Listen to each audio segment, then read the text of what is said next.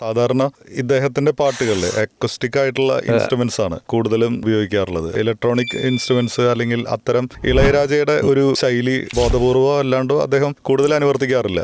അദ്ദേഹത്തിന്റെ ഒരു സ്റ്റൈല് കുറച്ചും കൂടി അക്വസ്റ്റിക് ആയിട്ടുള്ള ഇൻസ്ട്രുമെന്റ്സ് ആണ് കൂടുതൽ.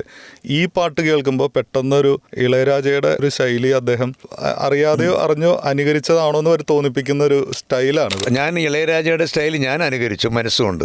അങ്ങനെ ഞാൻ വരിയുണ്ടാക്കി, വാചാലം എൻ മൗനവും നിൻ മൗനവും. അപ്പോൾ ഞാനതുണ്ടാക്കിയത്, ഞാനൊരു ചെറിയ മ്യൂസിക് ലൈനുണ്ടല്ലോ, അപ്പോൾ അതുകൊണ്ട് വാചാലം എൻ മൗനവും നിൻ മൗനവും അതാണ് ഞാനുണ്ടാക്കിയത്.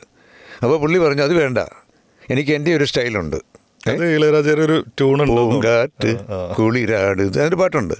അപ്പോൾ അത് വന്നപ്പോൾ പുള്ളി പറഞ്ഞു അത് വേണ്ട, അത് ഞാൻ എൻ്റെ ഉണ്ടാക്കാം. നടക്കുന്നു, പുള്ളി നടന്നുകൊണ്ടാണ് ഡയലോഗ് കിട്ടി, ഐ ഗോട്ട് ഇറ്റ്. അങ്ങനെ വാചാലം അത് ജെറിയടയായി മാറുന്നു.